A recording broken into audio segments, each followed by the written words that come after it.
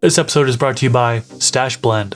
I've been using Stash Blend for over a year now, and it's awesome. One of the things that I really like is that it saves me money. It's a whole bunch of different inputs in one. So I no longer have to go out there and buy a silica bottle, then a separate seaweed bottle, beneficial bacteria, then a separate one for mycorrhizal fungi. All of that plus more is in this one blend. Go to stashblend.com to learn more about it, and I also have a link down in the YouTube description section below. Thanks to Bionova for sponsoring this episode. Bionova has been in business since the 1990s, manufacturing base nutrients, additives, and even substrates. They have formulas specifically for soil, cocoa, hydroponics, aeroponics, and even a vegan mix that doesn't use any animal ingredients. They also have a wide range of mononutrients so you can treat specific deficiencies. Check out their products at bionovanutrients.com, and I'll leave a link in the YouTube description section below.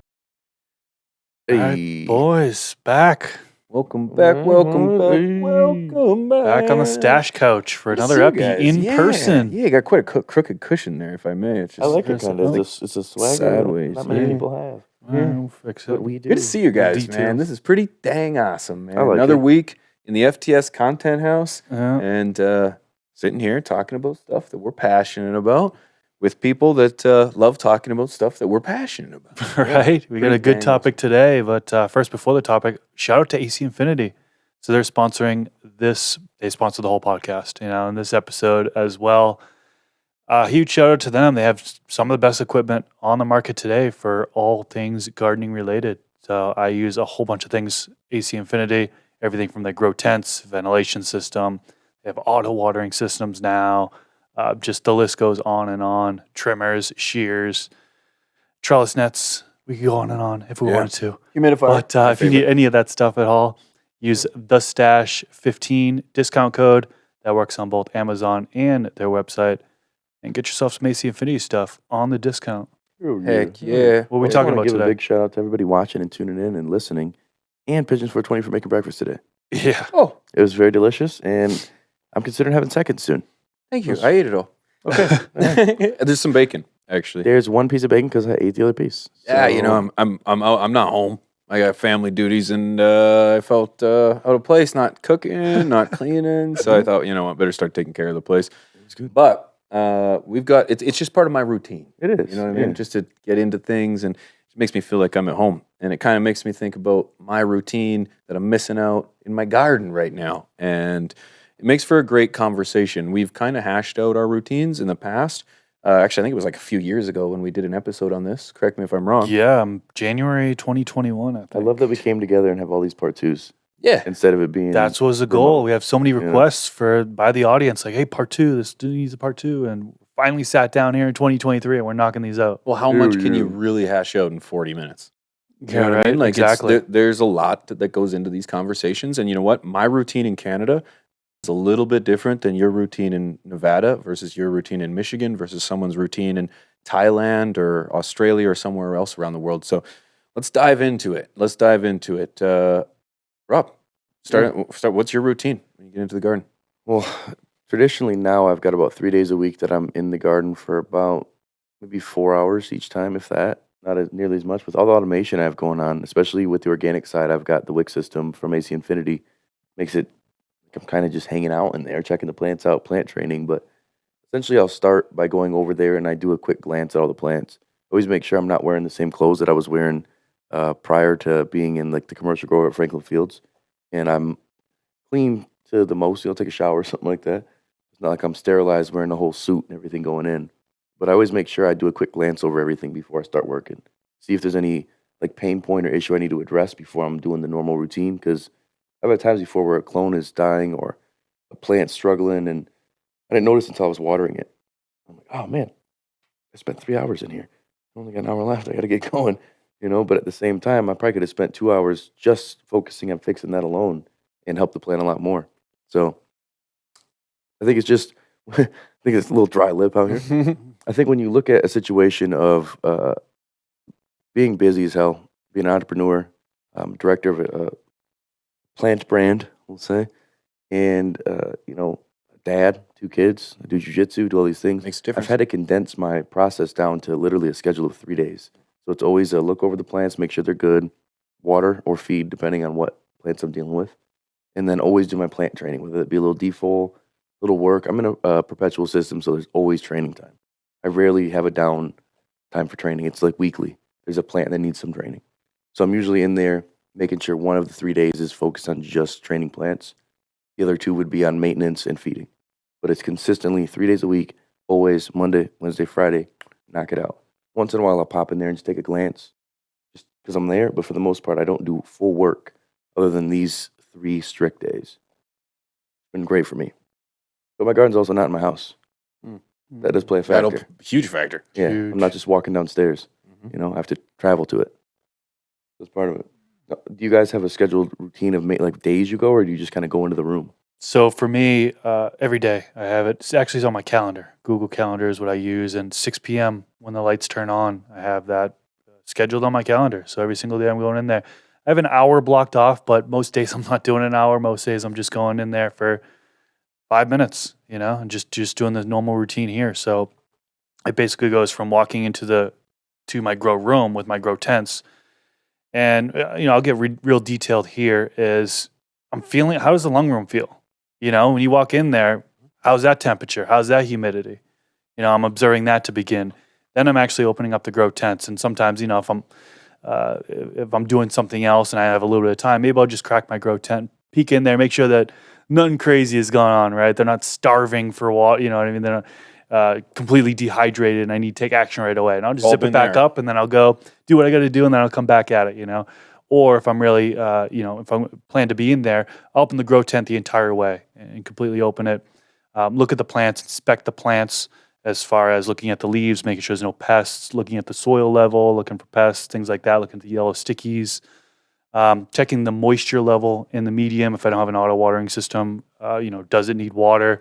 Looking at the schedule that I had before. When's the last time I had a feeding? Do I need to take any of that action? Oftentimes I'll plan in advance, especially when transitioning to organic. Planning for advance has become really important, particularly with feedings when you're doing top dressings and stuff like that. So that's usually all scheduled in advance. And especially like the waterings is somewhat scheduled in advance. I doing the 5% rule. Trainings. Training, more particularly like the pruning, like the lollipopping and defold, that's on my schedule in advance. You know what I mean? So I know, because it takes a while, right? That's going to be an hour-long day. I have an hour blocked off my schedule for that reason alone.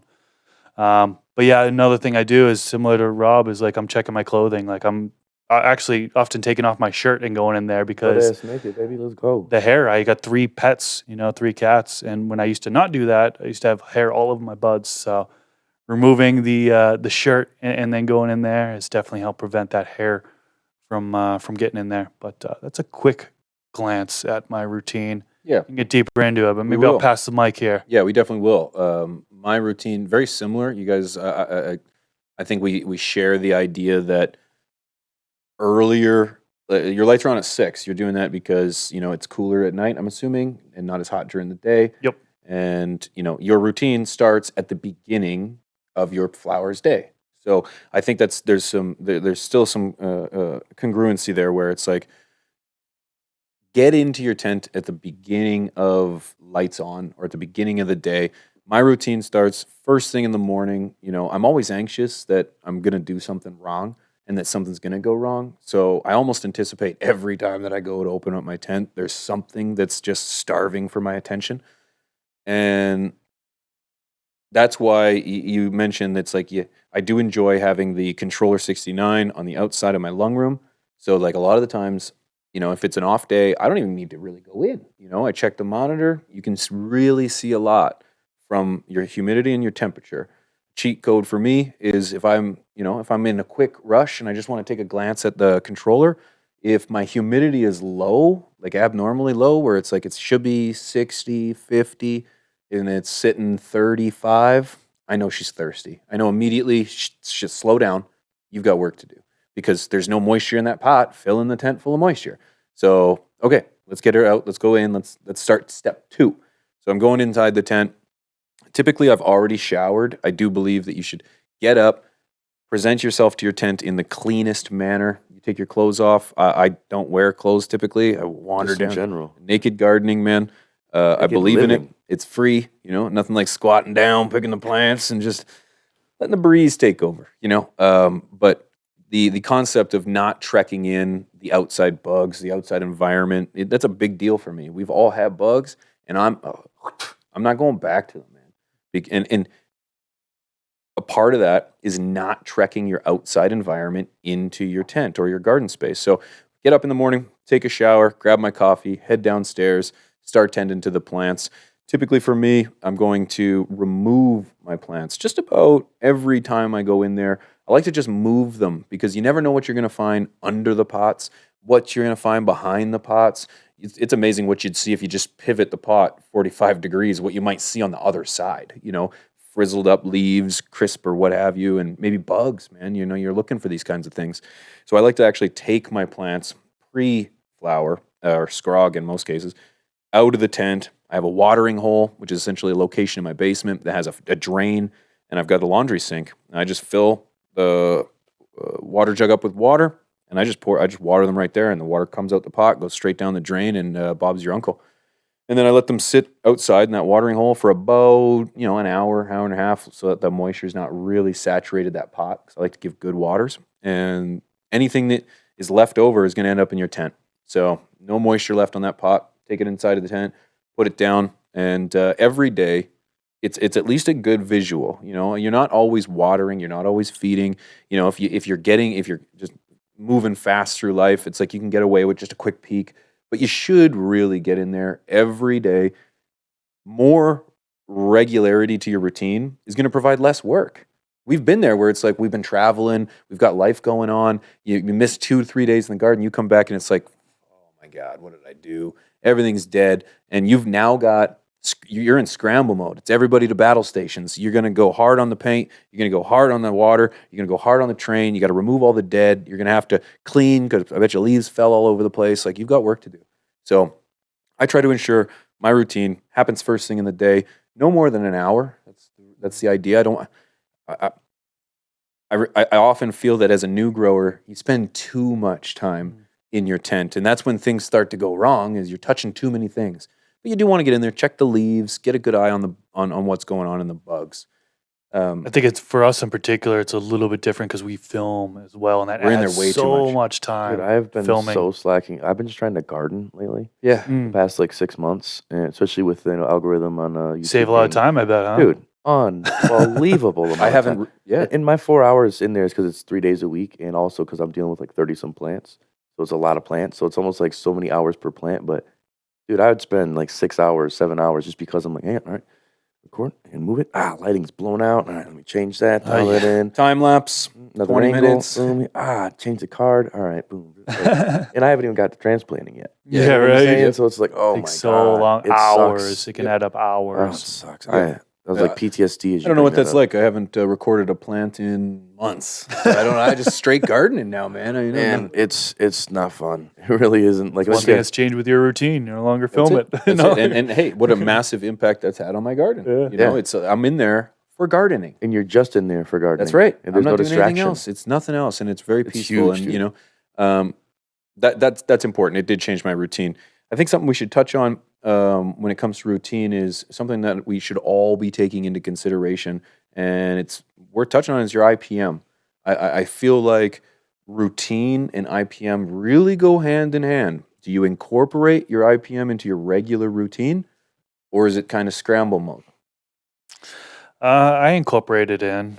It's part of the routine. We have a whole episode on this if anyone wants to get the nitty-gritty details on our IPM routines. What's actually used and when and How how. often? Yeah, Even yeah. in the routine, like how, like, is it integrated into that regular routine you have, or is this a when it's needed thing? You know what I'm saying? If the IPM, so as a preventative, I'll usually try to just do at least one main spray before flipping a flower. Okay. Before that, I try to avoid the sprays if I don't see any pests at all. Now, if I have pests like fungus gnats, I'm taking action. You know what I mean? I'm doing something in order to battle those pests. Well, I feel like we've got daily routines, weekly routines, like mid flipping to harvest routines or flipping Yeah. to flower routines. All of them have different phases and things that'll be incorporated. IPM is one that isn't throughout the entire daily or weekly phase. Good point. For some people, it may be depending on your environment. You know what I'm saying? That may be like, oh, I got to do it, otherwise I'm getting them. Other things to dial in. We've got environmental videos that really go over that, but that's one where it's like, if you look at it from a blueprint or your SOP, let's say, it's always in there. But when it is, it's way down here in the timeline. But it's always consistently falling around the same. It's the same exact for me as where like before I'm flipping the flower is when I'm like, all right, it's got to be immaculate, it's got to be perfect. And now my IPM comes into place. But it's still, when somebody asks me, like, it's not like I just do it for cause and effect. It's preventative measures, and that more times than not, then you don't run into the issues. But it has to be in your routine. Has to. Has to. I think that's the key of an integrated pest management system. Yeah. One that's just not a management system. You're not just managing your pests.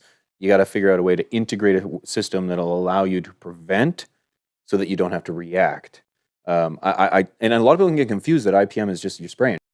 That's not necessarily the case. Sticky pads, that's an IPM. Yeah. The vinegar that I use in jars for thrips, that's IPM. Changing Dialing clothes your before you environment. walk into your environment, that's a form of Training your IPM. plants, that's the preventative measure Keeping as your well. environment dialed in perfectly. The concept of an IPM should be something that is rooted into your routine, whether it's the first day, the 8th day, the 15th day, the 30th day, the 65th day. For me, it's every day. Like I ensure no outside boots in my garden. That's a pest management system. These are his inside boots. If you These can't are my see. inside boots. Yeah. No, I'm definitely not going to go cuddle with my dogs before I go downstairs. That's something that I'm going to take into consideration every single day during my routine. And another part of that is being vigilant, keeping an eye on your plants. These suckers don't just poof out of thin air. They do have to reproduce. They have to thrive. They have to get to a point where it's nasty. And that's going to happen if you're not keeping vigilant. So I like to get in there every day. When you're when you're doing the train and you're doing the lollipop, don't just chuck that leaf away. Take a look at it. Do you see any disease? Do you see any pests? Do you see anything that would be just, unusual? That's a good time to be able to look at that. I think you got things like that. It's also the same sense with training, IPM and training. It's like you got to know your plants. You got to know, identify the right times to do these things and fit that into your either weekly, monthly, Daily. But they have to fit based on the circumstances you have. Like I know I've had certain cultivars that are tall and lanky and weird. I got to do way more vigorous training to those ones at certain times and know that, hey, 3 weeks in, my routine for that week is going to be training this particular cultivar. But it's not necessarily for my entire room. Like there's almost there's a daily, weekly, monthly routines, but then there's like specific cultivar routines. How I've got to top this one. I low stress train this one. I'll thin this one. Like certain finicky cultivars really react better with certain things. So I've had to like pivot my routine where I can't just go as like a blanket statement, be like, all right, default. It's like, oh, this one I don't need a default. Yep. The leaf to bud ratio is nowhere near the same. yeah. So same. it's like you really got to dial in your routine per cultivar too, not just per day and per room and per, Yep. Yeah, good point. A couple other things I can think of that I didn't mention when I was first talking about my routine, but topping off humidifiers, right? So once I go in there, that's every single day I'm topping it off to make sure it's full. I usually run multiple humidifiers, one usually in each grow tent, and then one in my lung room. Light levels as well, like adjusting the light level. Like if it's in veg or whatever, I'm definitely looking at the light level. I have a par meter, so I'm able to kind of dial it in according to what ppfd I want. But that is definitely something I'm looking at just about every day, especially in veg and then that stretch period, first 3 weeks of flowering. Every day, just about, I'm adjusting the light level some way, whether it be increasing the intensity and, either reducing or increasing the actual light distance from the plants. But that's definitely in my routine. So what Yep. about equipment routines? That's a great idea. Like my pH meter, the old ones I used in the past, I'd have to calibrate them every couple months, if not sooner than that. Yeah. So I'd have to put that in my mix of doing stuff. Older, I'm not even gonna throw name brands out, but other LEDs, it seems like their PPFD's diminished in lesser time that they say. I've gone and I got a buddy who's got a par meter. I'm like, bruh, can you come over and hang out today? And just like your boy was like, hey, come on by. I'm like, hey, come on by, come hang out. We got some pizza and bring over your toy. You can measure Want to stuff. play? Measure everything. And then even in terms of I've got the Boogie Brew filter. And over time, after 10,000 gallons, got to replace it. So I have to space these things out, but I mark it on my calendar and know that I have to check up on it every quarter, let's Yep. say, to make sure everything's tight and right, do a calibration for my ppm meter even, everything's good and exactly where it needs to be. You don't always have to do that, I feel, depending on how often these things are used. If I'm growing, 30, 40 plants, I'm using them quite a bit versus ones that have like 2, 3 plants. You could get away with 6 months maybe before you got to recalibrate or deal with diminishing returns on certain things. Yeah, Yep, pH really good meter, point. I'm usually calibrating once every, I don't know, sometimes every week, every other week. But like honestly, when I've been switching over to organic, I haven't used a pH meter in a long Yeah, time. well, every time I say that, somebody who grows organic Yeah, snarkily says, right. like, what's a pH pH meter? meter? Yeah, right. I'm synthetic and I don't pH I either. taste your salt. Do you guys keep your pH meters hydrated, like lubricated? Yeah, Oh yeah, keeping a solution. Yeah, because A lot the of probe people- will dry out. That's right. A lot of people don't do and- that either. and Put that's the why cap they end back up on, shitting you're out. done. Oh yeah, Yeah. those things. I mean, you're $75 for a good one, and blue all of a sudden it Labs is depends out in like less than a year. 175. Depending on which one you get, it could Yeah. be more. Yeah. Unless you got buddies at grocery store. Shout out Trey Strongs. Uh, That's one thing too. If people are watching over on YouTube in the comment section, would you like to have an episode diving deeper on equipment management in the garden? I think that's something because we Yep. all got newer now with AC Infinity. Everything's all high tech and awesome. But what about all the stuff we've used in the past that we've had actual physical maintenance on? yeah. Recalibration. Well, nothing's static, right? And it's like you said it in terms of like your light in those first few weeks of veg or a flower, you're constantly moving. You can't leave it there. That's the same thing for your heater. It's the same thing for your humidifier. That's the same thing for the light. Insert equipment here. It's not a set it and forget it. It's a turn it on, and hopefully today the temperature and humidity stay within the same range as it was when you set it. The same thing you apply tomorrow and the next day and the next day. If you get crazy rain, well, shoot, you might have to turn your humidifier down. So you always want to check your equipment because these plants are growing. They're not the Yeah. same little plant. That's And the you thing. start- Well, that's the thing I think people overlook is they think, I paid $170. It should be perfect forever. In a utopia, hell yeah, everything's great, perfect. Sure, my car doesn't get 100 Brand new, miles. should never have an issue, Right, ever. Right. But Right? the reality is you bought it and I took it to the shop not a month later because Welcome to yeah, 2023, 2024, So- whenever you're listening. Welcome to this year. right. The I was just gonna say the routine has to be again. Does this fall in your daily, weekly, monthly, quarterly?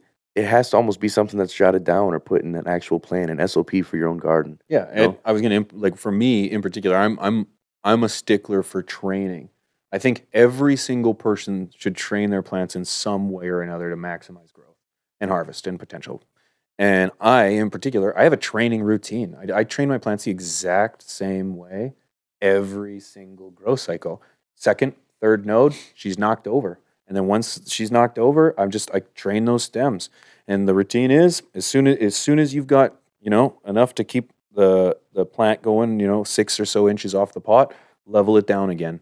And it starts to get a little bit higher, you level it down again. And the idea is that through that routine and repetition, I'm getting better and better and better and being able to spread her out. And it showed in my last harvest. I had a 4x4 tent that I harvested I filled out the entire tent. And that's because I just followed my basic routine. I just kept bending and weaving, bending and weaving, bending and weaving. And over the course of the week, she filled out wonderfully. And, rather than doing something new every time, let me top this one, let me bend this one, let me super crop this one, let me try to pull a lollipop that one, let me try to flux this one. It's like, well, why don't you pick one that works for you and then hone it in, and then that just becomes part of your routine. And next thing you know, you're harvest after harvest or grow after grow, you're getting better and better and better because you're not changing a million variables. Make it part of your routine, and then you're not. There's no surprise. Yeah, I think that's where the argument of taking notes, the grow journals. A lot of us had that when we started. A lot of us abandon that as we grow. Well, we have a digital one. We have a video journal now. That's beautiful about it. Yeah, I literally look back at stuff and always, I'm like, always. what did I do? How old's your plant, Something Pigeons? I'm like, changed here. let me see. Uploaded that 4 months. It's about 8 weeks. Yeah. But it's like, that's where, for me, in terms of having to change up my training method, I'll have like my 4 system that I'll do always. It's like I'm either topping, low stress training, fimming, or super cropping, or a mixture of them all. But I don't, when I first start something, my routine is to not do as much, a little bit more hands off, the new genetics. We talked about this before. I want to see the natural expression of how it grows. Is it going to be bushy? Is it going to be like a pine tree? How's it going to grow? What am I working with? Yeah, and then I'll start to attack it or train it and work that. So like my routine is almost like analyze it, figure out how it grows, then find my point of attack. Same with me. Same Yeah. exact thing with me. Yep. I think it's just easier that way. There's less guessing. There's more. And this is where you have to systematize everything for success in life. Period. Like you can have the dynamic things. Nothing's static in the garden really. Like you can keep it the same since 2000 something or since the 70s and still get pretty good results. But there's options for better things. And if you can't implement it into your routine, you don't even know if it works or not because you're just like, yeah, anecdotally, I thought that did better because I did this. It's like, can you like put that against data? Do you have any sort of facts to throw it against? No, but pro science, you know. You talked about taking notes or keeping a log, and that is part of my routine. I think you should get a little bit deeper into that. So I've mentioned this before on podcast episodes. I use Google Sheets. I like the ability to not only be able to do it from my phone or my computer, but I can actually share that sheet with somebody else. Like I used to have a roommate who took care of my plants, and he would go into that sheet and take notes and all that stuff. But I've had people ask me, "Hey, send me your log so I can see and I can get an understanding." What really not much to send over. It's just the date in the first column. Across the top row is all the different strains that I'm growing, all the different cultivars. And then just for that day, I'm just marking down just whatever I observe and think would be useful information in the future. If I'm growing with synthetics, pH, ppm, I mark down when I do feedings, right? Especially with organics, I can look back and see, okay, it's been about 20 days since I did my last feeding. I know that, hey, next Tuesday, I'm going to need to do another feeding. I'll go ahead and mark that on my calendar for the future. But looking back and seeing that information is super helpful for me. I even get down to the amount of like water I'm putting in each time, like quarter gallon here. Because I look back and I'm like, okay, it's drying out at this point. And actually, I kind of misspoke earlier when I was like, my watering is on a schedule. It's not really, right? There's too many variables for it to be on a schedule. But I am logging the amount of water, looking back on it, and so I can kind of see, okay, not just lifting up the grow pot and seeing what it is, but I can actually look back up. Okay, it was 3 days ago. Before that, it was 3 days ago. So I know I'm probably going to need water this time. So I'm going in here. Yep. Okay. Confirming I need water this time. You know what I mean? So those are the type of things I'm putting on the log. What else do I put on that log? Is yours legible? Like, let's say in 100 years, society's extinct and the only thing survived was your log sheet. Do you think anyone would be able to understand any of it? I mean, it shows the date, the cultivar, and what was done for the day, kind of. Oh, okay. Mine is like Egyptian hieroglyphic. Really? Like, oh, yeah. Just quick notes. It's just, I do it on a calendar. Like I've got a calendar at home, and it's got all the squares for the days. And so in each thing, if it's week 1 F, so week 1 feed. Yeah. Did I train? I'll add a T. How long did it go? So it's like, if I've got multiple in there, it'll be like D N O W1 F. Or if I didn't feed, it would be a W water. Wow. Okay. I don't do that. Nothing's so simplified because I only have a little square. I don't have a Google sheet that just increases my box as I write more and more into it. So it's hieroglyphic. You'd never understand it. They'd be like, "Wow, he revered the W god." I found a middle ground because I used to do that, and then my handwriting's dog. So then I'd look back and like, what did I put here? Who wrote this? My kids in here? What's going on? And then I had it over detailed Google Sheets and Google Docs that were synced together. So then I'd have like notes that would go with each different input. Like it was stupid. I did way too much because then I'd go back and look and be like, what was I even talking about that day? Like I add too many details versus bullet points that make sense. Yep. Now I use Google Keep, which is pretty similar. I can share it with other people, have it on my computer, have it other places. So I'll have like my genetics that I'm, getting ready to pop. Once I actually pop them, I'll check it off the list. You know what I'm saying? Then I'll reopen that list, take that on my computer, then add that to an Evernote sheet. And that's where like each has their own little kind of note system, mainly because I'm in the process now of trying to get stuff more commercial. So if I'm going to pick a good genetic, I want to take this to Franklin Fields and grow it. I can't just be like, yeah, dude, I remember it was doing this. It's pretty good. Like I got to have a little bit of information to be able to back some of my claims. Be like, well, I topped it here and it explained I got this much yield. A low stress strain to here and I got this much yield. Like I have to have some documented data. So I've gotten like the fine line between like just hieroglyphics and a spreadsheet, but then I've added a little more with the note system using Evernote. It's a free program where you can pay more. But I feel like sometimes I do the most because I'm like, I'm not even keeping this genetic.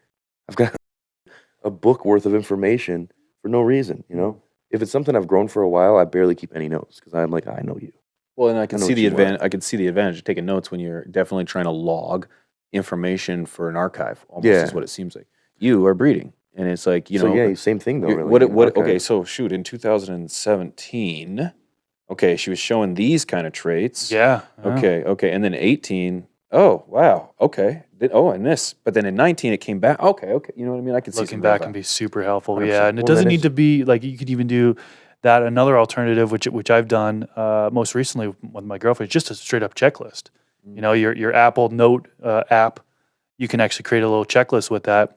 What responsibilities does she need to do? Because I had to hand off some responsibilities to her because I wasn't going to be there for the day, and just having bullet points basically of checklist of what you need to do. So that's another way you can go about it. Yeah, that checklist you can always look back at too and see how it's changed your routine then to now, especially as you implement more equipment. With more automation, I've got less time in there. I've got cameras I can look at my plants. I've got sensors that tell me X, Y, Z. I'm okay. But I still need to have that time in the garden so that we're 3 days a week, it's knocked in there. But I do have times I'll just still pop in, but I never fluctuate between those days. Monday, Wednesday, Friday, boom, I still pop in there. So what it is. I think more and more people are going to figure out their own routine as they advance in the garden. It takes years. I really feel. For sure. It's not just like, oh, I've grown. I've had It's 3 always harvests. evolving. That's it. Yeah, it's And like you know what's beautiful about it is one of my routines to life is gardening. I keep it Yeah. consistent in my life so that I can keep a great state of body and mind and soul, and it's a great place to just relax and meditate if that's for you. And gardening just provides so much life and really liberty when you can look and see what you've created, and it's pretty inspiring. And so I've tried to make it a routine to ensure that no matter what, even if it's our beautiful plant that we love, or if it's just gardening in general. you got a beautiful outdoor garden of just flowers and stuff. You I showed me pride pictures, and myself I'm in like, my dude, flower like, garden. Yeah, and but it's literally a part of your part life of life. routine. It's a And life I think that's where, like we were like in the beginning when I was saying, there's a daily routine. That's just garden specific. Life routines add into it, and then how your garden routine fits in the life routine, and then how those all with the harvest routine and your equipment, like everything needs a standard operating and procedures. You just need it, operation and procedures. You need it. If you don't, it's hard for predictable success. It's hard to know what you're gonna do without having a roadmap, you know. And growing, you can just hang loose, bruh, and let it do its thing. Like we were saying, another episode. You don't have to overcomplicate it and go that deep. But if you want to be really good at something, you got to take it to the next level. You got to put more into it. You know, it's like a sport or any hobby. You know, got to put extra in. Want to get more out. Yeah, I mean, you don't have to have a routine if you don't want to. You just go into your grow room and try to figure Bum, things out whatever, on the dude. fly. As you If go. if that's the way you operate, adventure. Yep. you know, Yep. 100%. If you don't give a shit about your plant, I one just to finish it off. I think we got a little bit of excitement to finish on. For the 12 of you that kept watching, I want to mention. You kind of touched on it real quick. Great way to finish your harvest routine. I've got a harvest routine. I do the same thing all the time. It's stress out, get naked, and just cry in the corner and hope that someone else will do it for me. mainly streaming that process too. Yeah. No, I like to invite people over. I like to have a harvest party. I like to incorporate friends. I like to have a little bit of drink. I like to have some smoke. I like to have laugh. That is a great routine to have when it comes to harvesting. It just makes for a relaxed time. It's tedious. It's painful. It can be hard on your back. But if you've got friends there to kind of help you bring it down and chop it up, definitely a great way to help pass the time. Oh, make it into an event. That's Yeah. a good idea. Yeah. Yep. I'm a late night trimmer. After I'm done working, tired as hell, my eyes don't work good, I break out the sharp object and I decide, you know what? I only got Edward like an Scissorhands. hour. Woo! Just I crank it out. And, again, shout out AC Infinity. I use the AC Infinity trim bowl for any of my bigger pieces. Yeah, my routine changed It's after changed last dramatically. harvest. I cut a whole plant. We've got harvesting videos we've talked about for the nitty gritty, we'll say, but cut the whole plant for me, hang her upside down, give it its full dry time, give it the young, hotted duty, we'll say, and taking the pieces off. Then I'll do my trim. Then I'll do my jar. Eventually, I'll probably go to the grow bags. It may happen. But for now, I'm old. I use jar. Youngest of the group, but I'm old. I use jars. Check out those sea vaults. And sea vaults, sea vaults. I know sea vaults are fire, so that might be one I get. I think my routine has not changed a whole lot other than that trimming process because I was like anti-bowl trimmer. Now I've got a bowl trimmer from AC Infinity, and it works great. Your routine's Hey. changed a little bit, hasn't It's changed a lot, actually. Yeah, from harvesting. So, obviously, determine when the plant is ready for harvest. Cut the plant down. But now I have a can control. So a lot of people are using those now, and just cutting up the individual branches and just sliding it right into the can control. That's Boop, so boop, crazy. boop. It's nuts. Temperature. Boop, boop, boop. The humidity or dew point is what they go by, but it still shows the humidity. Press the start button. It dries for a certain number of days, automatically transition to different settings for cure if you choose to have that, different settings for storage if you choose to have different settings for that. And it's completely hands off. Now, as Go far as trimming, Jetsons. I Must do be like to do a nice, dry Chris. trim. So I'll let the plants dry in the canitrol, and then I'll go ahead and take them out and trim. I need to get my hands on one of those AC Infinity bowl trimmers. I haven't tried that out. You guys I'll are see what we can do to speaking get you one. highly Get of you in it, contact with someone. but We'll because get that'll our save a lot of people, time talk for to your me. people. We'll I've been figure doing the something. hand trimming still, so Your I ga- guess, it's I guess gonna- that's your where game's I'm gonna old, right? Your game's gonna change, baby. Old Let me man. tell you, it's gonna Put it in change. your can But your yeah, goddamn scissors. it's No, so I'm much glad he's more doing it by hands hand. off now. It's a big relief. This year has been different. So that's one thing that's definitely changed in my gardening routine is the harvest side of things. Yeah. I stopped by. It was a few months ago now. It feels like when we first started recording these episodes. I Like stopped a year ago. We've been doing almost. this forever. Almost. I stopped by at your place, and you opened up the door of that canitrol. I was in the other room, and I was like, what is that? He's like, this is the canitrol. Come check this out.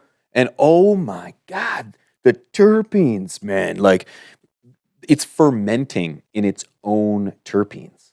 You know what I mean? Like they're not evaporating into some room or bathroom or somewhere in your house. They're sitting in this room. The more you open it, like I'm expecting a bill in the mail for having taken in those whiffs. He's like, Well, here, dude, this is and even, $5 a whiff. So The it was bud. good. I asked him if it was new. I said, "Is it fresh?" He's like, "No, good for a while." I'm like, "Damn, it's so preserved, man. Like that's the point I like my flour to be, where it's like a little bit moist. You know what I'm saying? It's not gonna sizzle all up with one hit." Mm. So I assumed you had just harvested this like last 2 weeks ago, maybe 3 weeks ago. Mm. No, it's been curing. Yeah, almost- it almost a year. stays right in That that. is a game changer. It's like when LED technology came out. Right? Once this is more affordable, and I can get one in my damn house, Yeah. then I'll have it. Right now, whew, not yet. But man, more and more and more as we talk about it, I'm just like, I need to just take the leap. That's it. And I need to just do it. that's today. This is That's 2023. today. We're doing it after we end this episode. We're going to buy. We're going to buy one. This is 2023. The last time we did this routine, Epi, it was 2 years ago, and fair to say that our routines have kind of, although stayed somewhat consistent, Yeah. new equipment, new variables, new routines to life, add things to the equation that we need to kind of adapt and overcome to. So I want to hear from you guys in the chat. It's very important. I think we can learn a lot. I remember Dago actually told me one time that he changed up his entire routine to working in the garden in the morning because he heard that I did it. And he said that makes so much sense. And it is. It's common sense. And when we share these ideas, we can learn a little something from the next guy. So please feel free to enlighten us in the comments in ways that you adjust your routine or things that stick out to you that you want to share with others, because we'd love to hear from you. Yeah, absolutely. And big shout out also again to you for tuning in, and to AC Infinity for helping us get out here and make this happen. It's definitely not something that a lot of different homies and podcasters and content creators are able to do, but because we got a great crew like you guys watching and listening, and AC Infinity behind us, Good support we do system. that, baby. And then fromthestash.com. Check that out. We've got a website now. Yeah. Have a website for a while. Merch, fromthestash.com/merch. And you can see all our content, get merch, articles, all that good stuff. So head on over there if you haven't already. It's a pretty sexy place. You should go check it out. Yeah, thank you guys so much for watching. We'll catch you guys next week. I'm Pigeons. That's Chris, Rob, and the good-looking guy in the back you don't see too often. That's Wink, baby. Winks a kiss. Until next time, guys. Peace. Peace.